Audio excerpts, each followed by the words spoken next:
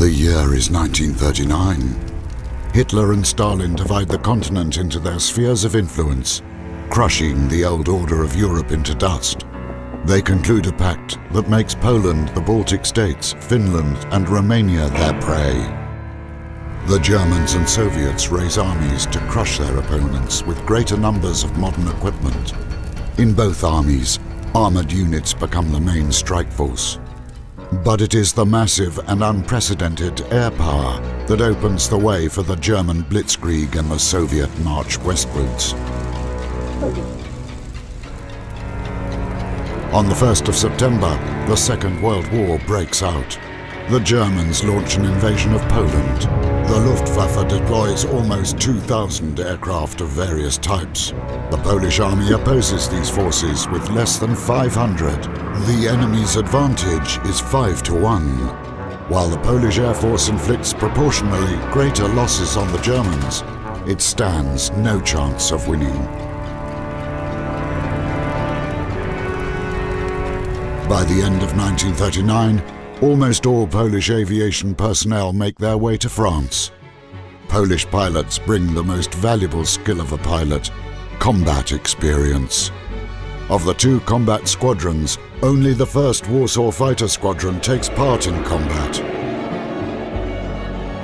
After the surrender of France in June of 1940, most of the Polish pilots evacuate to Great Britain and initially continue fighting as part of the Royal Air Force. In the UK, the Polish government in exile works with the British to organise an air force once again. The squadrons are formed. The 302 Poznan Squadron, which is the first to enter service, and the most famous Warsaw Fighter Squadron, the 303, which achieves great success in the Battle of Britain. Polish pilots serve not only there, they fly in a dozen or so squadrons of the Polish Air Force in the West. Bombing squadrons 300 and 301, logistics squadrons and special purpose squadrons. Regardless of their unit and function, they risk their lives, often remaining out of the spotlight. Aviators.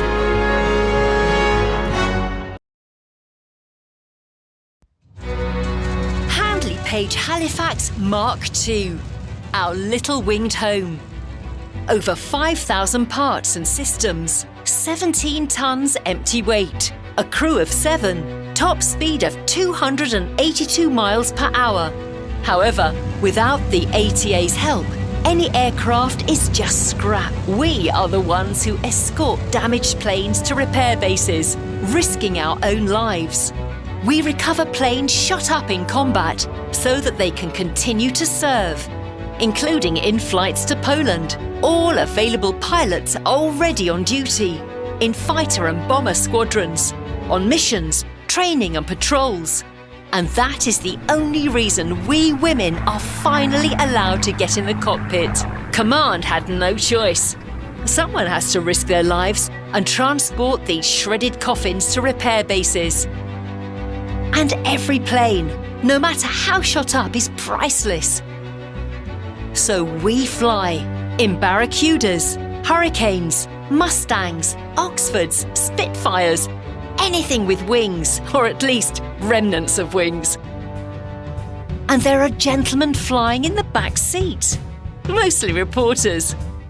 But the price of feeling like a star for a moment is fear and nerves pushed to the limit as we fly these clattering wrecks to the next repair base. Fortunately, I'm not alone. Anna Leska, that is Lieutenant Leska, can fly anything from a bomber to a balloon. Today, the takeoff went smoothly, but then it all started without even a warning. All right, time to check the instruments. They'll be the only eyes our boys have up there. They need to be in top working order. Yes, Lieutenant, I'm leaving my station. Please, we can drop the ranks. We've been through too much together.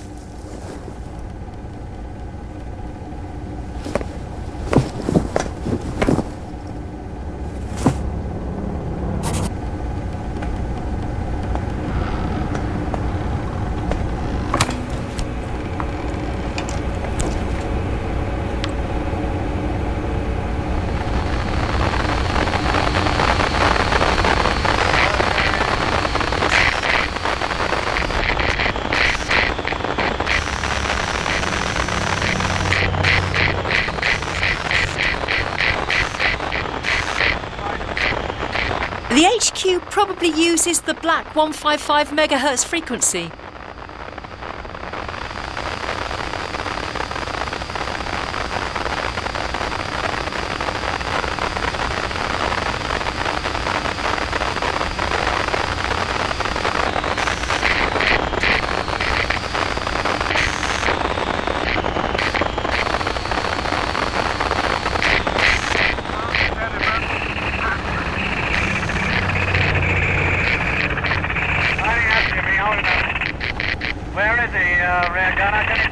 This is aircraft Lima Whiskey 208, hello? I request a connection with the White Waltham Airport Control Tower, over. This is White Waltham Airport Control Tower. Zumbach listening. Tense situation. Please hurry. Over. This is Lieutenant Pilsudska. I wanted to find out if the mechanics will be available before the flight today, over. No, we don't have any mechanics available. All technical staff have been working at full combat readiness since dawn. All personnel assigned to aircraft maintenance are in the Red Eagle hangar. You'll have to manage on your own, Lieutenant. Extraordinary situation. Let's continue this conversation on the internal channel. Changing frequency, over. I understand. Thank you for the information. We'll manage. Switching now. Pilsudska out. Without the techs, we're going to have our work cut out for us. The transmitter overheated again. I'll work something out. If something stops working, you have to switch it off and back on again. That always works. Stefan Bahanis' trick.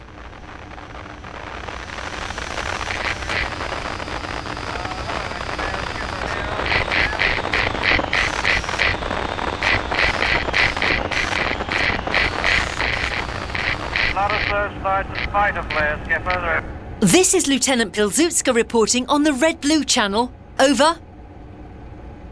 Well, Lieutenant, we are in a bit of a pickle. But not to worry. Get the checklist, map, destination coordinates and navigator's tools from my desk.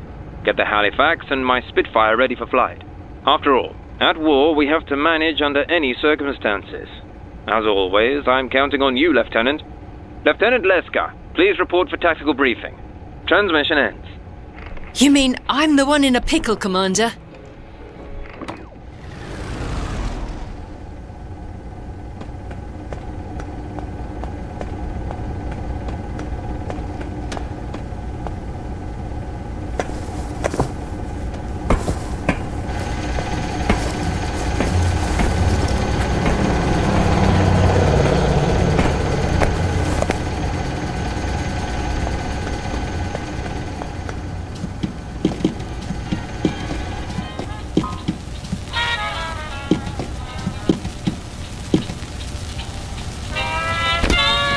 Alright, let's see.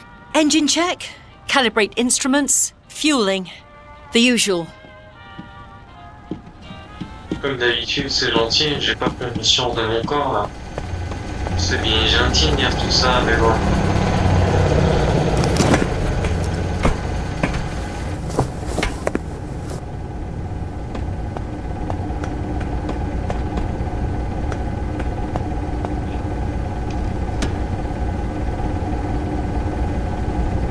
What was it that my father used to say? All right. Stress, mess, depress. Up is filling the tanks, down is draining, middle, pump off. Easy peasy. I need to make sure I get this right. If I start pumping this the other way round, that's going to be a mess, all right. All I have to do is pump the fuel out of the tank that has the most of it, but only so much that the others can be equalised by pumping into the least filled tank.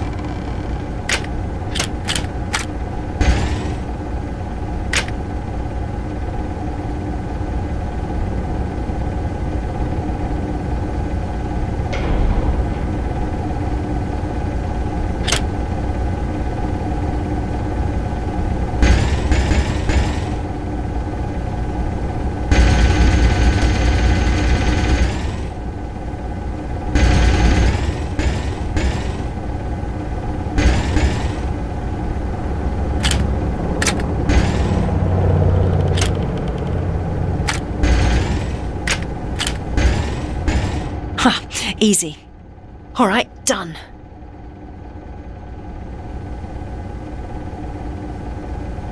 Oh, c'est très facile, j'ai mis.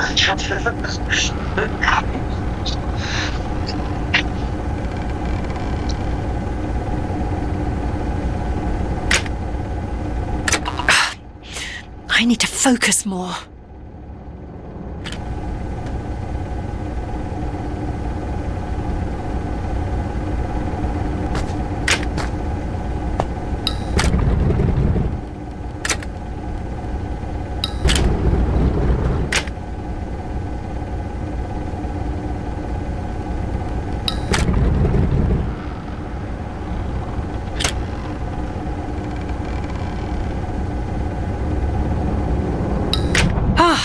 Hell, there's something wrong with the electrical system.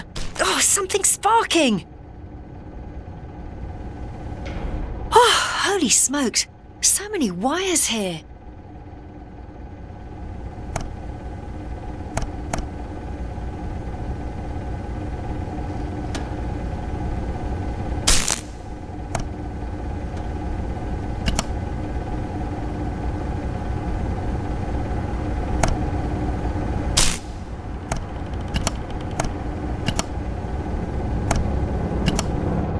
Done. The starter should work now.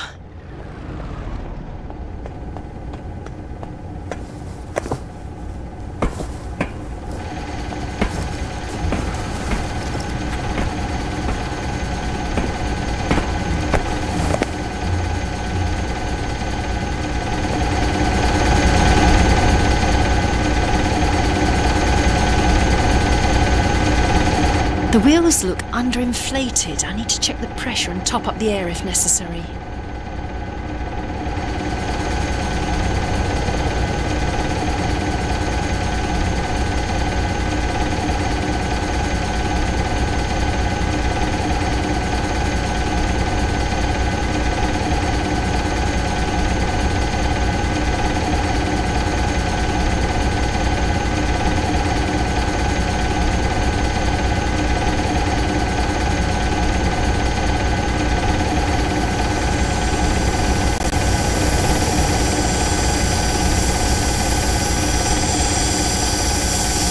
Excellent.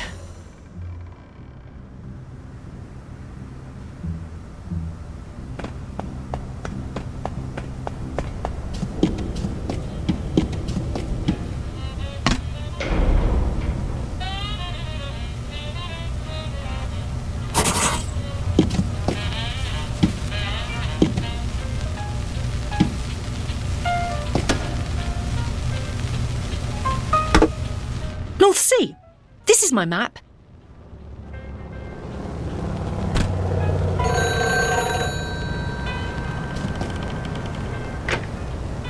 This is Lieutenant Pilsudska speaking.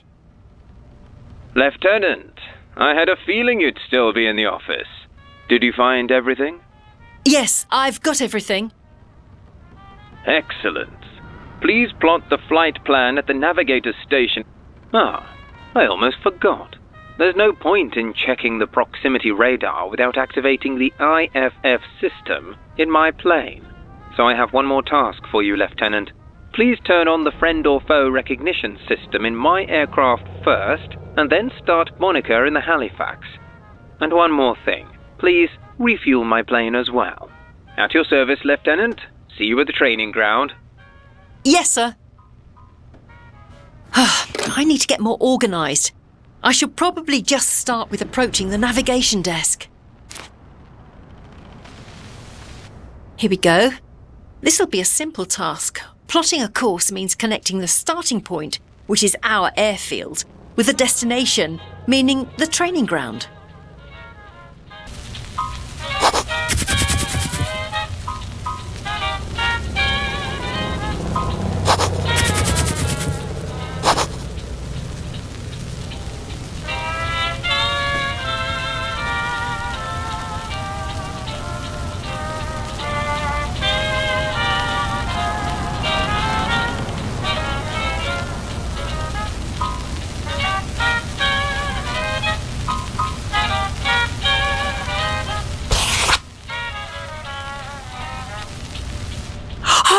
Adjust the gauge. Beautiful. We can get navigating.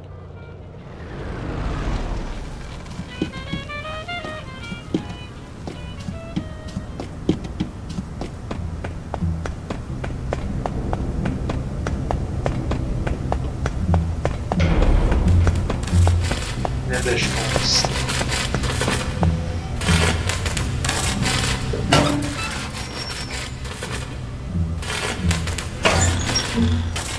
Hand crank start. Wonderful. But where's the crank?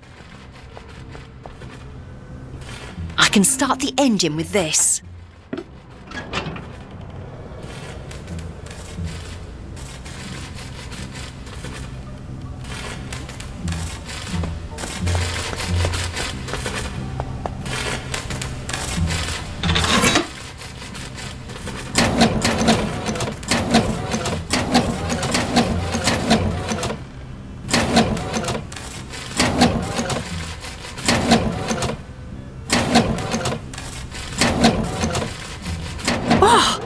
It's not as easy as I thought.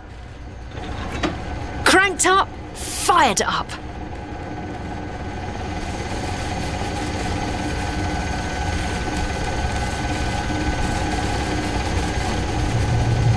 Fuel supplied.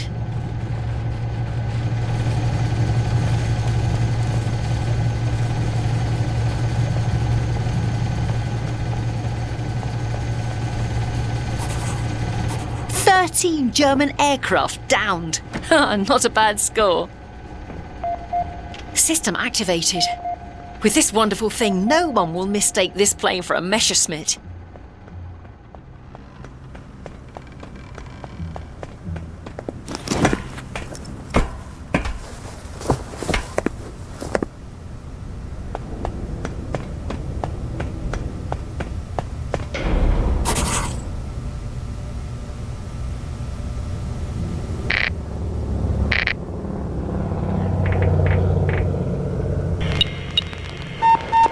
Task accomplished. The aircraft ready for range tests. Moniker is detecting catch-all.